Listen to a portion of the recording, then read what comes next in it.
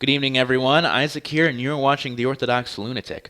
So, lately, I've just been working really hard, which is why I haven't been on YouTube too much. That's pretty much it. I'm still working out some details for doing my podcast, but I wanted to make a couple of videos about some things that have been on my mind lately. One of them is LizziesAnswer's conversion to Catholicism.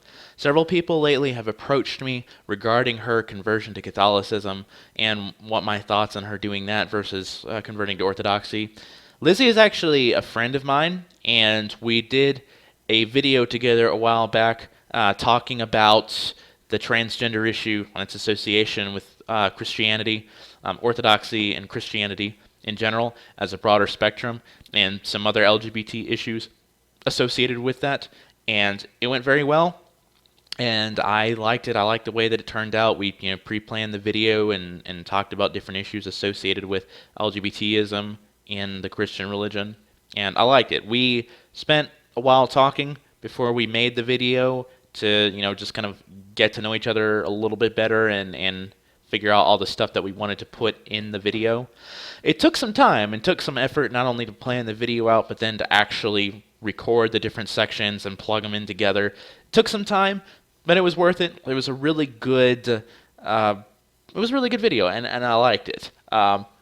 So as far as her conversion to Catholicism in general, she had her confirmation video on YouTube, and the thing is obviously she's a friend. She's somebody that I watch, that I communicate with. She's just somebody that I respect very much, and I don't really want to speak for her in every respect, but she actually told me that she was in the process of converting to Catholicism long before she actually talked about it on YouTube.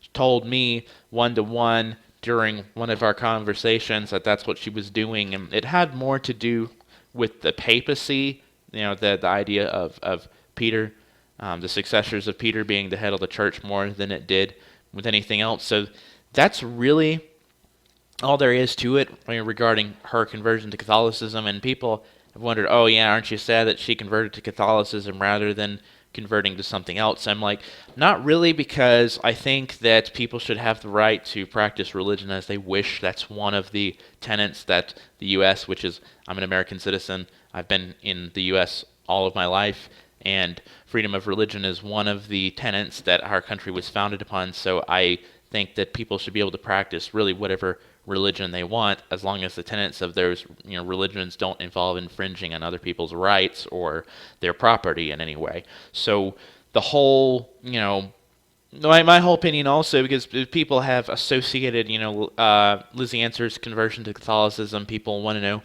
how that fits in with my opinion to the Catholic Church as a whole. And I have yet to make a video about Catholicism, which my plan is to do that eventually, but I want to address, just a small amount of that here. Obviously, the whole argument between Orthodox and Catholics comes down to several ecclesiastical issues and several, theological dogmas. And the question is, who's right, which side is objectively right, and which side is objectively wrong. And I will say this: I think that truth is not subjective. I believe that truth is objective. If something is a fact, it is a fact. Even if 100% of people disagree with that fact and think it's wrong, it's still a fact. Like the fact that, we live in a heliocentric universe. We are, or solar system rather. Our Earth orbits around the sun, and the Earth would still be orbiting around the sun even if everyone thought it did not. So it's a fact regardless of what people think. And if there were no people at all, people, intelligent life just didn't exist, and the Earth was still rotating around the sun, then obviously, it would still be a fact that it would be rotating around the sun regardless of anybody's opinion. So that's how I approach them, facts. That's how I approach truth. I believe that truth is true regardless of anybody's opinions or our subjective interpretations.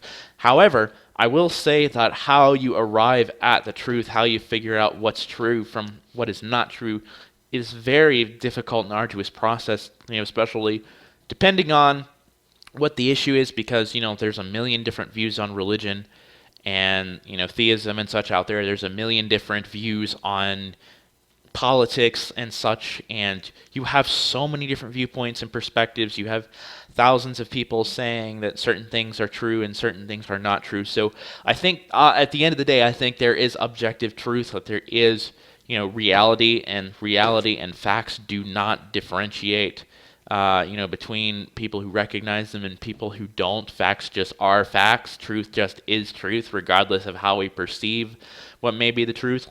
So what I'm saying is that truth can be hard to figure out, and the thing is that I've heard just as many people say that they became Catholic from a Protestant or Orthodox religion because they were convinced of the idea of the Pope and the purgatory, and the Catholic idea of original sin, and Catholic idea of the Immaculate Conception, and so on and so forth, and other Roman Catholic dogmas and doctrines. They said, okay, when I looked at the Bible, when I looked at the Church Fathers, when I looked at the whole Christian religion, all of the facts, in conjunction with each other, Roman Catholicism was the most logical choice I could have made. I've heard people say the exact same thing about Orthodoxy. For example, we have a priest at my parish, my cathedral, and because we really needed a new priest. All the other clergy there are getting very old, might retire or even pass away soon, and so they're working on getting newer clergy in. But our newer priest said that he was actually Catholic for a while. He became Catholic from a Protestant background, and then he started looking more into what he felt were the origins of Catholic doctrines and dogmas, and whether the papacy was true or not. And he felt that when he was doing an analysis of the Church Fathers and the councils and all of the different nuances of the early Christian religion, that Orthodoxy was the most logical choice, and you had people and saints that varied greatly from Catholic dogmas and Catholic ideas.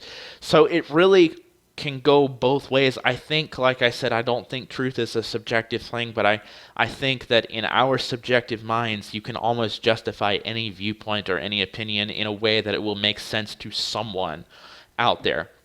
You'll always find somebody that can give you the answer that you want, and I would tend to think God being God is being in that He is the foundation on which everything exists and everything sits. So the question is,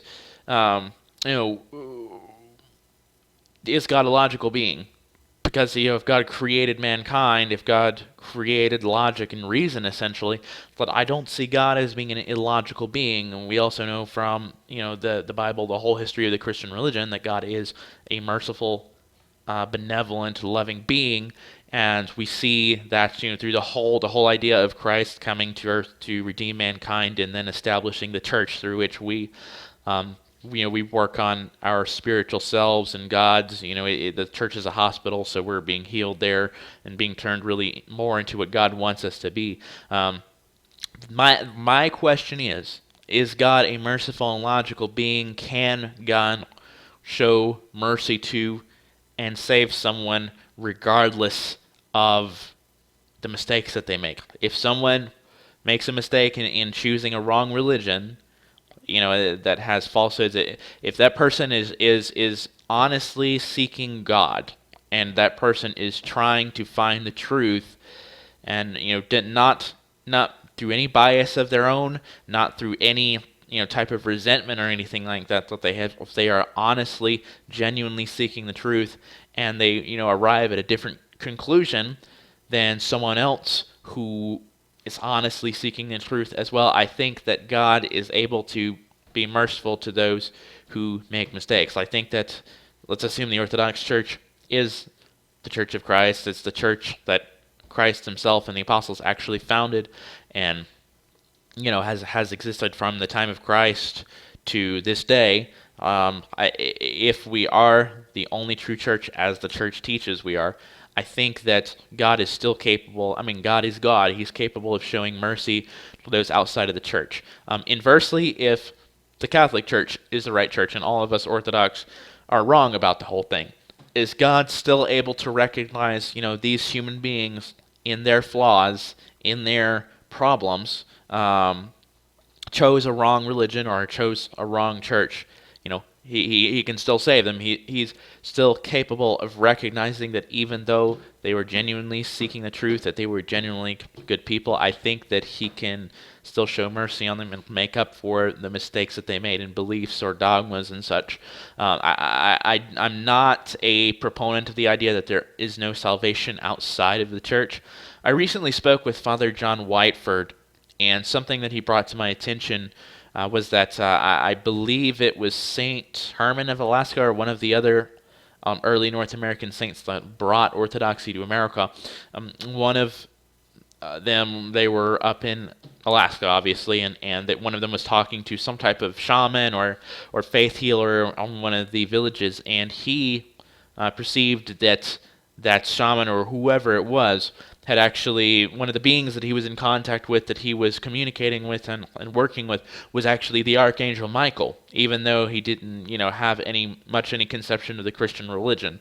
I think that if the Archangel Michael can work with somebody that maybe has never even heard of Christianity, has never really heard the gospel or even maybe of the Jewish religion or other religions, I think that God is capable of working with people who are outside of the church, outside of the Orthodox Church. Like I said, at the end of the day, I believe I'm pro freedom. I believe people should be able to believe and do what they want so long as they don't harm other people unwillingly. That's really how I feel about it at the end of the day. That might be a more secular view, but I don't believe that the best way to enforce an opinion or enforce a view is to make it state mandated. I think, I do lean right. I lean fairly libertarian, and one of the tenets of libertarian or conservative economics and social views is that if you ban something, that incentivizes its use. I think that I don't agree with what's happened in Russia, where you've had Jehovah's Witnesses and such that aren't even allowed to evangelize at all.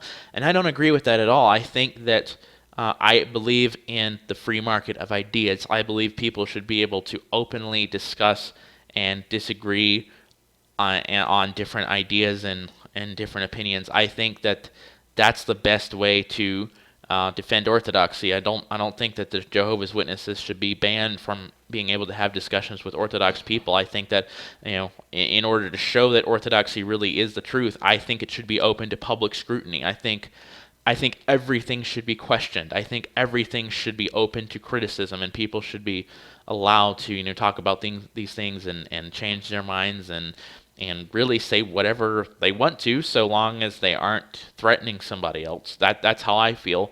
But that aside, I think that in the end, I think the people that are genuinely trying to seek God and genuinely try to seek the truth, even though they may arrive at the wrong conclusions, because in fact our brains and minds are so flawed. We make mistakes all the time. We hold false beliefs all the time. I think God recognizes that, and God is able to meet us there. So that's sort of what I think about Lizzie Answer's conversion to Catholicism. And like I said, there's a lot of other things involved in it, and we did talk about that.